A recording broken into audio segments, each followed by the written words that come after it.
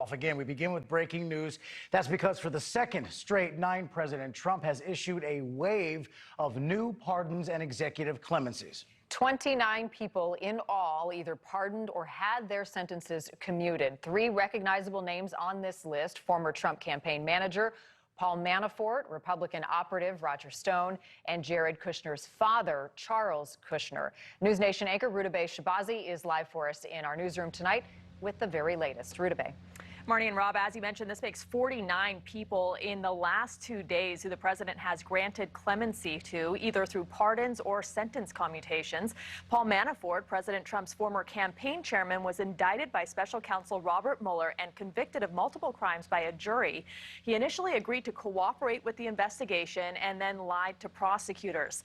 He spent nearly 2 years in prison for bank and tax fraud, illegal foreign lobbying, and witness tampering before being released to home confinement due to the pandemic. Manafort reacting to his pardon on Twitter, writing, quote, "Mr. President, my family and I humbly thank you for the presidential pardon you bestowed on me. Words cannot fully convey how grateful we are."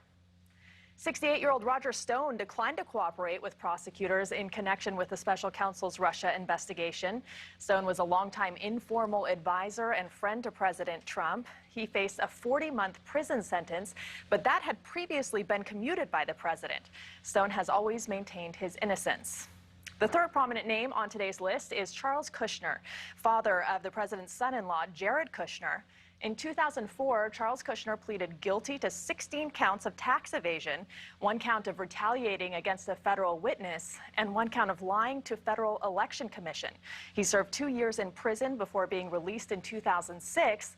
The witness Kushner was accused of retaliating against was his own brother-in-law, who was cooperating with federal officials in a campaign finance investigation against him. Kushner was accused of videotaping his brother-in-law with a prostitute and sending the video to his sister.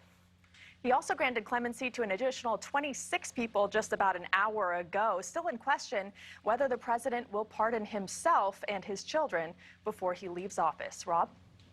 All right, a busy week. Rutabaga, thank you very much for handling that breaking news for us. Joining us now is Dr. Barbara Perry. She is a professor and director of presidential studies at the University of Virginia. Barbara, thank you so much for being with us. As always, good evening. Good evening. We've had a busy 2 days here, 49 of these actions that we've seen from President Trump. What is your kind of top line reaction, and is there any through line that connects the better known individuals who have received this presidential action this week? My first thought is the great presidential pardon sweepstakes are underway, and we'll just wait for several more weeks to go by and see who else is included. And it could be the president himself, and certainly I think other members of his family, his children and in-laws. The through line is pretty clear on this, and typically pretty different from most presidents. That is that these are all people, mostly people who either have worked for the president, who've engaged in clearly criminal activities, some of whom are self-confessed criminals, in the case of Jared Kushner's father. And there are people who have spokespersons who have the president's ear. So these are loyalists or friends of loyalists to the president. And sometimes this has happened in history, but typically not as much for past presidents. Barbara, does a pardon expunge or erase a conviction? It does indicate that the stain of the sin, I'll call it, the stain of the crime, has been wiped clean. As a Catholic who was trained in confessions, as a 7-year-old, went to our first confessions and talked about baptism as a sacrament, that it would wash away the stain of original sin, and confession with an act of contrition would be an admission of sin. And then wiping away of that sin, if you will. So typically in the case of a pardon, yes, it sort of grants an overarching concept of innocence to the person, not so much in commutation. Commutation still indicates that guilt is there, but the pardon really wipes away not only the sin or the crime, but it also wipes away any disabilities, civil disabilities like voting, prohibition of voting, prohibition of service on a jury. So really the pardon is the thing to go for, and obviously a lot of these people are getting it. And 49 folks in the past 2 days. How does that numerically stack up against what other presidents have done in their final weeks in office? Is this more or less than usual? And still counting, of course.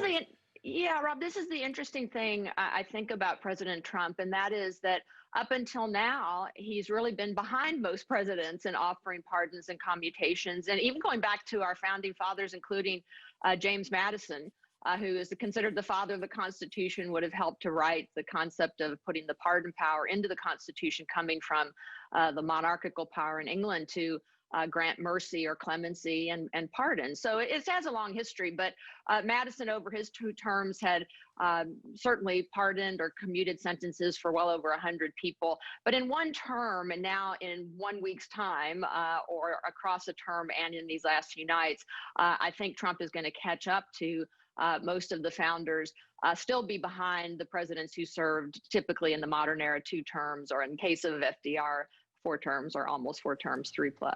The nature of President Trump's pardons are certainly what is getting attention because they are friends and allies. But I'm curious, Barbara, the process of pardons. I mean, there are thousands of applications for pardons that come into the president's office and the pardon application office with a pardon attorney every year. Walk us through how that works. I know that the president has declined to pardon a number of people.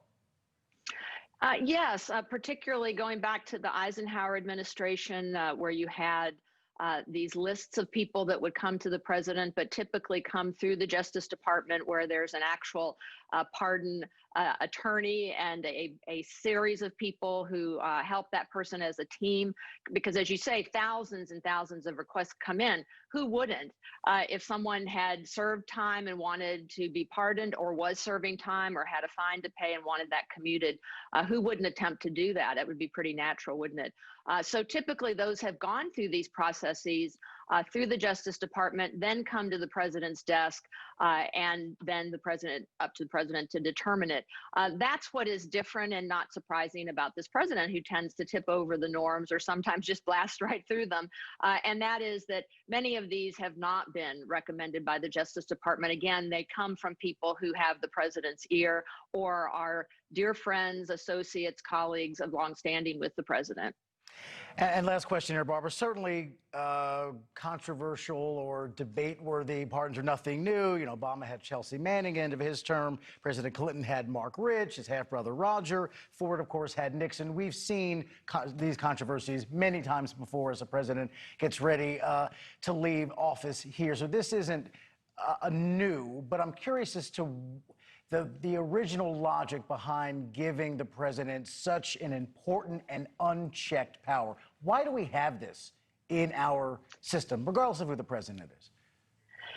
Yes, and you're right. There have been controversies over the years. I would just quickly point out for Gerald Ford, probably cost him the election by granting that pardon full and complete to Richard Nixon, probably cost him the election in '76 to Jimmy Carter. But that he was then given by the John F. Kennedy Library the Profiles in Courage Award for having done that, and sort of truncated then the nightmare of Watergate. But as we say, this power goes all the way back to the British monarch.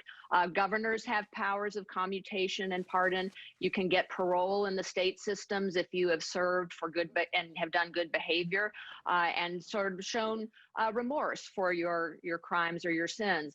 That's what I think is typically missing in this instance, that we see with these high-profile people like Manafort and Stone. You know, never did say that he had committed any of these crimes. So that, plus the politics of the Russia investigation, I think is now Trump getting his due, as he would. But it's not something that's that unusual in terms of the pardon power itself, going back to the king, going back to governors. It's part and parcel of our long Anglo-American legal history. Barbara Perry, as always, thanks so much for your time and your insight. We always appreciate having you here on a busy news night. Have a wonderful holiday. Thanks, Rob. Thanks, Marty. Thanks, you Barbara. do the same. Bye now.